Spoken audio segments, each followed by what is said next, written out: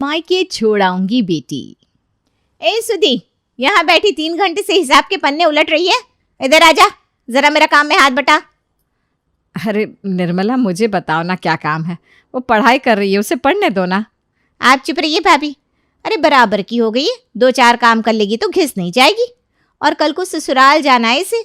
जो ये कागज कलम कर रही है ना, वो काम नहीं आएंगे। काम वहां पर घर गृहस्थी चलाने के गुण ही आने वाले हैं। चाची आप नाराज मत होइए, मैं आ रही हूँ। बर्तन मैं मांज देती हूँ, आप माँ के ऊपर गुस्सा मत करिए। हाँ, तो जब पहली बार काम के लिए कहा था तब क्यों नहीं सुना? तुम दोनों माँ बेटी की आदत है, जब तक 4 बातें ना सुन लो बात समझ में नहीं आती। सुधी चाची के मुंह से खरी खोटी बातें सुनने के बाद अपनी किताबों को साइड में रखकर चाची के साथ रसोई में जाकर बर्तन धोने लगती है। पता नहीं क्या दुश्मनी है इस निर्मला को मेरी बच्ची से। कभी इसे पढ़ते देख लेती है तो तुरंत घर के काम याद आने लगते हैं इस महारानी को। निर्मला और शांति देवरानी जेठानी थी। निर्मला देवरानी थी और शांति जेठानी। शांति के 2 बच्चे थे, बड़ी बेटी सुधी और बेटा नीरज। वहीं देवरानी निर्मला के 2 बेटे थे जो भी काफ़ी छोटे थे। निर्मला और शांति के पतियों का नाम दीपक और पीयूष था। एक तरफ जहां बड़ा भाई दीपक अंगूठा टेक था तो वहीं छोटा पीयूष 10वीं तक पढ़ा था। दोनों भाई मिलकर अपने पिता का पुश्तैनी व्यापार संभालते थे। शांति चाहती थी कि उसकी बेटी सुधी उसकी तरह अनपढ़ ना रहे, इसलिए वो हर संभव कोशिश करती कि किसी तरह उसकी बेटी पढ़ लिख जाए। लेकिन जाने क्यों उसकी देवरानी निर्मला को ये बात मंजूर नहीं थी। जब भी वो सुधी को स्कूल जाते या पढ़ाई करते देखती थी, उसके सीने पर सांप लौटने लगते थे। 2 दिन बाद, दीदी ये देखो, आप चाहती थी ना आप डॉक्टर बनो। ये देखो मैं आपकी तैयारी करने के लिए किताब लेकर आया हूँ। नीरज की दी हुई किताब को देखकर सुधी बहुत खुश हो जाती है। अब क्या देख रही हो दीदी, जाओ ना पढ़ाई करो। अभी नहीं, रात में सबके सोने के बाद मैं इससे पढ़ाई करूंगी। अभी अगर चाची ने किताब को देख लिया ना तो फिर से जल बुन जाएगी और ज़बरदस्ती मुझे किसी काम में लगा देंगी। बात तो तुम्हारी ठीक है दीदी, तुम इस किताब को संभाल कर रख लो। सुधी अब रातों में छुप छुप कर उस किताब से पढ़ाई करने लगी थी। एक दिन रात के 10:30 बजे। अरे ये पीछे स्टोर रूम की लाइट क्यों जली हुई है? मैंने तो कमरे में जाने से पहले इसे बंद किया था। निर्मला स्टोर रूम में जाकर देखती है तो पाती है कि वहां पर सुधी बैठकर पढ़ाई कर रही है। अच्छा जी, तो ये बात है। अब महारानी ने नया ठिकाना ढूंढ लिया है पढ़ाई करने के लिए। मैं अभी बताती हूँ इसे, इसकी किताब में ही आग लगा दूंगी। आज रात को ना रहेगी किताब, ना ये करेगी पढ़ाई। मेरे रहते हुए इसको कलेक्टर नहीं बनने दूंगी मैं। सुधी के जाने के बाद निर्मला दबे पांव जाती है और सुधी की किताब वहां से गायब कर देती है। अगले दिन, माँ मेरी किताब थी जिसे मैं स्टोर रूम में रखकर पढ़ाई कर रही थी, आपको कुछ पता है क्या? पता नहीं कहाँ चली गई। मैंने पूरा स्टोर रूम देख लिया लेकिन मुझे कहीं नहीं दिखाई दी। नहीं बेटा, मुझे तो इस बारे में कुछ भी नहीं पता है। हो ना हो ये ज़रूर चाची का ही काम है। मेरी किताबों को देखकर उनके सीने पर ही सांप लौटते रहते हैं। तू रुक, मैं अभी उससे पूछ कर आती हूँ। आज मैं उससे पूछ कर ही रहूँगी कि उसको मेरी बेटी की किताबों से दिक्कत क्या है। जेठानी गुस्से में अपनी देवरानी के पास जाती है। निर्मला देख, इससे पहले कि मुझे गुस्सा आ जाए, सुधी की किताब वापस कर दे। एक तो वैसे ही इसके बाबूजी किताब खरीदने के लिए पैसे नहीं देते। किसी तरह पाई पाई जोड़कर नीरज जिसके लिए वो किताब लेकर आया था। मुझे समझ में नहीं आता आखिर मेरी बेटी के पीछे क्यों पड़े हो तुम सब के सब। बिगाड़ा क्या है उसने तुम सबका? तुम अपने बेटे के साथ क्या करती हो क्या नहीं, मैंने कभी पूछा है क्या? मेरे बच्चों की जिंदगी में टांग अड़ाने वाली तुम होती कौन हो? भाभी आप मेरे ऊपर गलत इल्जाम लगा रही हैं। आपने मुझे किताब हटाते हुए देखा है क्या? हाँ, फिर इतनी बड़ी बात आप कैसे कह सकती हैं आप? और मैं भी कोई चुप बैठने वालों में से नहीं हूँ। आने दीजिए आज बड़े भाई साहब को, उन्हें भी तो पता होना चाहिए कि उनकी पीठ के पीछे उनकी पत्नी और उनकी बेटी क्या गुल खिला रही हैं। हाँ तो कोई पाप कर दिया है हमने? मेरी बेटी पूरा दिन घर का काम करती है, अब बेचारी रात में जाकर पढ़ाई कर रही है, तब भी तुझे परेशानी है। शांति और निर्मला अभी आपस में बहस कर रही थी कि इतने में शांति का पति दीपक घर आता है। अरे क्या हो गया? क्या तमाशा लगा रखा है तुम लोगों ने? जानती नहीं हो ये हमारे घर आने का समय है? चाय नाश्ता तो हमें कोई देने से रहा, ऊपर से घर को भिंडी बाजार बना रखा है। भाई साहब आज तो दूध का दूध और पानी का पानी होकर रहेगा। आप ही बताइए, आपकी बेटी सयानी हो रही है, अगर मैं उसे घर के 2-4 काम करने के लिए कह भी देती हूँ तो उसमें बुराई क्या है? कल को उसे भी तो अपने ससुराल जाना है ना, क्या वहां पर उसको ये सब काम नहीं आएगा?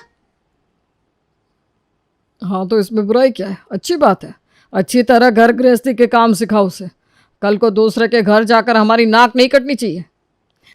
अरे 17 साल की बच्ची है वो, ये उम्र उसके घर के काम करने की नहीं बल्कि पढ़ाई लिखाई करने की है। क्यों मेरी बच्ची का भविष्य बिगाड़ना चाहते हैं आप लोग? तुम चुप रहो शांति। खुद तो तुम अंगूठा टेक हो और बातें ऐसी बड़ी बड़ी बना रही हो जैसे किसी जिले की कलेक्टर हो। अरे जैसे तेरी कट गई ना वैसे ही सुधी की भी जिंदगी कट जाएगी। अच्छा लड़का ढूंढेंगे इसके लिए, बाहर जाकर कमाने की नौबत ही नहीं आएगी।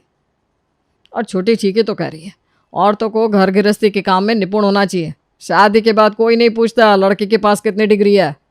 अरे कैसे बाप है आप? मैं कहती हूँ हम लोगों ने पढ़ाई नहीं करी तो इसका क्या मतलब कि हमारे बच्चे भी अनपढ़ ही रहे? हमें तो अपनी तरफ से पूरी कोशिश करनी चाहिए कि हमारे बच्चे पढ़ लिख कर अपनी ज़िंदगी में कुछ अच्छा करें। अरे हमारा समय कुछ और था और अब समय कुछ और है। अगर मेरी बेटी पढ़ लिख कर कुछ बनना चाहती है तो इसमें आप लोगों को समस्या क्या है?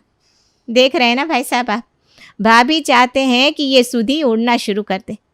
अरे हम लोग अच्छी तरह से जानते हैं स्कूल कॉलेज के नाम पर आजकल की लड़कियां जो कर रही हैं ना वो किसी से छुपा हुआ नहीं है। कल को कोई ऊंच नीच हो गई ना तो किसी को मुंह दिखाने के काबिल नहीं बचेंगे हम लोग। बेटियां घर की इज्जत होती है और घर में ही अच्छी लगती है।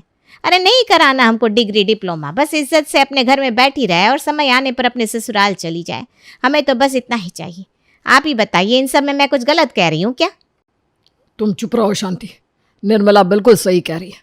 वो हमारी बेटी की भलाई तो चाहती है। चाहे वो लाख डिग्री डिप्लोमा कर ले लेकिन ससुराल जाने के बाद अगर कोई काम सही से नहीं कर पाई ना तो हम सबकी बदनामी होना तय है। तुम उसको बिगाड़ो मत। जेठ के मुंह से ऐसी बातें सुनने के बाद निर्मला का साहस और बढ़ गया था। अब वो पहले से भी ज्यादा छोटी छोटी बातों के लिए सुधी को टोकने लगी थी। 2 दिन के बाद, सुधी कहाँ जा रही है तू? चाची स्कूल जा रही थी मैं। अरे बड़ी बेशर्म है तू। अभी 2 दिन पहले भाई साहब ने क्या कहा कि हमें नहीं पढ़ाना तुझे। चाची इस साल मेरी 12वीं है, कम से कम 12 तक तो पढ़ लेने दो मुझे। फिर बहस करने लगी तुम मुझसे? घर में इतने काम पड़े हुए हैं और ये महारानी मटकते हुए स्कूल के लिए निकल ली। अरे जब सारे काम मैं ही कर लूंगी तो तू सीखेगी कैसे? जाकर मुन्ने को देख, बुखार है उसे कल रात से। मेरा जीना मुश्किल कर रखा है उसने। अच्छा ठीक है चाची, जाती हूँ। थोड़ी देर बाद, अरे सुधी बेटा तू तो स्कूल जा रही थी ना, फिर वापस कैसे आ गई? माँ चाची ने मुझे स्कूल नहीं जाने दिया। उन्होंने कहा कि मैं मुन्ने का ध्यान रखूं। जब बाप को ही बच्चों के भविष्य की चिंता नहीं है तो बाहर वाले तो हावी होंगे ही। अगर ये सब ऐसे ही चलता रहा ना तो मेरे बच्चे भी मेरी ही तरह जीवन भर अंगूठा छाप रह जाएंगे। उसी दिन शांति अपने भाई को फ़ोन करती है। भैया अब पानी सर से ऊपर गुजर चुका है। अगर यही हाल चलता रहा ना तो ये लोग मेरी सुधी को पढ़ाई छोड़कर घर में बैठने पर मजबूर कर देंगे। इतनी होशियार है मेरी बेटी, मैं उसके सपनों को इस तरह मरते हुए नहीं देख सकती। आप मेरे ऊपर एक एहसान करेंगे? अरे बोलना बहना, तुझे क्या मदद चाहिए? मुझसे जो बन पड़ेगा मैं ज़रूर करूँगा।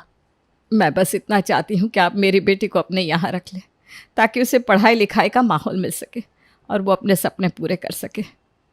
ठीक है बहना, मुझे कोई समस्या नहीं है। तुम सुधी को मेरे पास छोड़ सकती हो। रात में निर्मला अपने पति से कहती है, अरे मैं कहती हूँ प्रॉपर्टी के कागज़ ना जल्दी बनवा लो। सुधी अगर ज़्यादा पढ़ लिख गई तो दिक्कत हो जाएगी। ये जो हमारा सपना है ना पूरी प्रॉपर्टी अपने नाम करने का, पापा जी का बिजनेस, ये मकान, ये सब अधूरा रह जाएगा। अरे भाग्यवान, मैं तो अपनी तरफ से पूरी कोशिश कर रहा हूँ।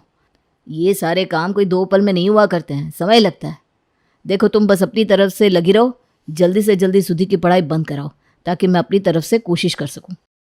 अगली सुबह शांति अपने पति से कहती है, सुनिए शादी करने के लिए मैं मना तो नहीं कर रही हूँ ना, लेकिन समय आने पर ही तो सुधी की शादी करेंगे। आप पढ़ने दीजिए ना बच्ची को। आपको तो गर्व होना चाहिए कि आपकी बेटी इतनी होशियार है और घर के काम सीखने से उसने कभी इनकार तो नहीं किया। सब कुछ कर रही है ना खुशी खुशी। तुम मुझे पट्टी पढ़ाने की कोशिश मत करो। मैंने कहा ना कि हमें लड़की को पढ़ाकर कलेक्टर नहीं बनाना है। लड़कियां ज़्यादा पढ़ लिख जाती है तो पति के सर पर चढ़कर नाचने लगती है। कल को रोज़ रोज़ उसके ससुराल से शिकायत आएगी तो कौन जीवन भर इस झंझट में फंसेगा। औरत जितनी कम पढ़ी लिखी होती है घर उतने ही अच्छे से चलता है। अब तो अपने आप को ही देख ले, काला अक्षर भैंस बराबर है तेरे लिए। लेकिन कोई कमी है क्या हमारी घर गृहस्थी में? घर परिवार बच्चे सब कितने अच्छे से संभाल लिया है तूने। शांति समझ चुकी थी कि पति को कुछ भी कहने का मतलब है भैंस के आगे बीन बजाना। अगर यही बात है ना तो ठीक है, मुझे इस घर में रहना स्वीकार नहीं है। जो आदमी मेरे बच्चों के भविष्य के बारे में नहीं सोच सकता है, मुझे भी उसके साथ रहने का कोई शौक नहीं है। ये रही आपके घर की चाबियां, मैं जा रही हूं अपने मायके। अच्छा जा, मैं भी तो देखूं कितने दिन रखेगा तेरा भाई। 4 दिन में अकल ठिकाने आ जाएगी तेरी। शांति अपने दोनों बच्चों को लेकर अपने मायके लौट गई थी। जेठानी के घर छोड़कर जाने के बाद देवर और देवरानी को तो खुला मैदान मिल गया था मनमानी करने के लिए। अरे वाह, भगवान ने तो हमारी सुन ली। हमारे रास्ते के तो सारे कांटे एक ही झटके में अपने आप ही बाहर हो गए। देखा आपने मेरी लगाई हुई आग का असर? जेठ जी ने अपने पत्नी और बच्चों को बाहर का रास्ता दिखा दिया। अब इस समय बिल्कुल अकेले हैं वो। यही समय है, तुम जल्दी से कागज़ तैयार कराओ, उसके बाद हम लोग धोखे से जेठ जी का अंगूठा लगवा लेंगे। अरे उन्हें कौन सा 2 अक्षर भी पढ़ना आता है? काला अक्षर भैंस बराबर है उनके लिए। उन्हें तो चाहे जो बताकर साइन करवा लो, वो खुशी खुशी साइन कर देंगे। ठीक कहती हो भाग्यवान, भगवान भी हमारे साथ है। अब हमें इस प्रॉपर्टी का मालिक बनने से कोई नहीं रोक सकता। तुम चिंता मत करो भाग्यवान, 9 लाख हार बनवाऊंगा मैं तेरे लिए। बस एक बार ये व्यापार और ज़मीन जायदाद मेरे नाम हो जाए, इसके बाद सारे शौक पूरे करूंगा तेरे। अगले दिन मम्मी आज छोले भटूरे बनाओ ना, जब से ताई जी गई है घर में ढंग का कुछ खाने को ही नहीं बन रहा है। चुप कर ताई जी के चमचे, सारा काम तेरी ताई जी तो करती थी। मैं तो यहाँ पूरा दिन बैठकर मक्खियाँ मारती हूँ ना। मम्मी आप हमेशा गुस्से में ही क्यों रहती हो? आप सुधी दीदी के ऊपर भी हमेशा गुस्सा करती थी, इसीलिए वो घर छोड़कर चली गई।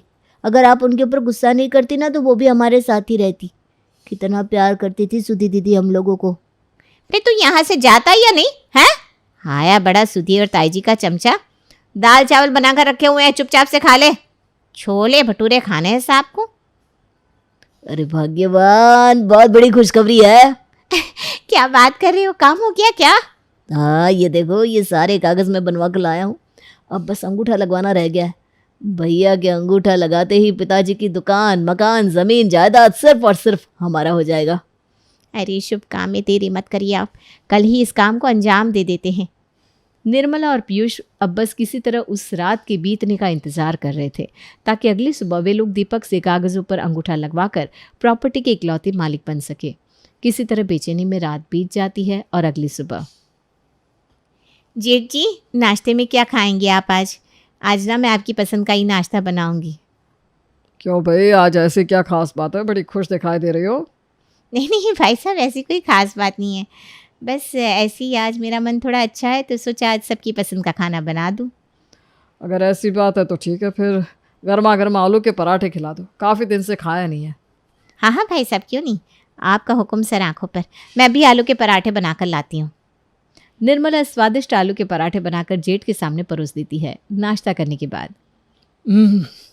मज़ा आ गया वाकई, आज तो बहुत ही स्वादिष्ट नाश्ता बनाया। अरे भैया अच्छा हुआ कि आप यहीं मिल गए। वो क्या है ना, निर्मला का बैंक में अकाउंट खुलवाने जा रहा था तो उसके फॉर्म में 2 लोगों की साइन की ज़रूरत है। एक जगह आप साइन कर दीजिए, एक जगह मैं कर देता हूँ। साइन? लेकिन मैं तो अंगूठा लगाता हूँ ना छोटे। अरे भैया कोई समस्या नहीं है, आप अंगूठा ही लगा दीजिए। दीपक जैसे ही उन कागज़ों पर अंगूठा लगाने चलता है कि सामने से उसकी पत्नी और बेटी घर में आते हुए नजर आते हैं। रुक जाइए, ये क्या अनर्थ करने जा रहे हैं आप? जानते भी हैं इन कागज़ों में क्या लिखा है? हाँ, छोटे ने बताया ना, निर्मला का बैंक में अकाउंट खुलवाने के कागज़ है। और तू तो खुद अंगूठा टेक है। अब तू मुझे बताएगी कि कागज़ों में क्या लिखा है? हाँ मुझे पता है कि मैं अंगूठा टेक हूँ, लेकिन मेरी बेटी पढ़ी लिखी है, ये तो अंगूठा टेक नहीं है ना। बेटा सुधी, पापा के हाथ से कागज़ लेकर ज़रा पढ़कर सुनाओ, इन कागज़ों में क्या लिखा है। सुधी जैसे ही वो कागज़ अपने पिता के हाथ से लेती है, पीयूष और निर्मला पसीने पसीने हो जाते हैं। आपका मतलब क्या है भाभी? कहना क्या चाहती है आप? मैं जो कहना चाहती हूँ ना वो अभी पता चल जाएगा। सुधी बेटा, जो इन कागज़ों पर लिखा है उसको पढ़कर अपने पापा को बताओ। सुधी उस कागज़ में लिखी हुई बात अपने पिता को पढ़कर सुनाती है। पापा ये कोई बैंक की कागज़ नहीं है, इन कागज़ों के हिसाब से आप अपनी सारी ज़मीन जायदाद दुकान का अपना हिस्सा सब चाचा के नाम कर रहे हैं। इस कागज़ में साइन करने के बाद इस मकान में और व्यापार में आपकी कोई हिस्सेदारी नहीं रहेगी, सब अकेले मालिक चाचा चाची हो जाएंगे। क्या कह रही हो सुधी तुम ये? वो सही कह रही है। देख लिया आपने अपने भाई के ऊपर आंख बंद करके भरोसा करने का नतीजा। अगर आज मेरी बेटी ना होती तो ये दोनों सारी प्रॉपर्टी हजम कर जाते। सोचा है उसके बाद क्या होता हम सबका। बहुत बड़ी गलती हो गई मुझसे। मैं मानता हूँ कि मैंने हमेशा अपनी बेटी की पढ़ाई का विरोध किया, लेकिन आज इसी बेटी ने मुझे बर्बाद होने से बचा लिया। लेकिन ये तुम्हें पता कैसे चला? पापा, मिंकू ने कल रात को ही चाचा चाची को बात करते हुए सुन लिया था और फिर उसने उन कागज़ों की फ़ोटो खींचकर मुझे भेज दी थी। जैसे मैंने वो फ़ोटो देखी, मेरे पैरों के नीचे से तो ज़मीन निकल गई और मैं दौड़ते हुए माँ को लेकर यहाँ चली आई। मिंकू तो अभी छोटा बच्चा है, उसे चाचा चाची की बातों का सही सही मतलब समझ में नहीं आया था, लेकिन उसे इतना ज़रूर समझ में आ गया था कि कुछ न कुछ गलत होने वाला है।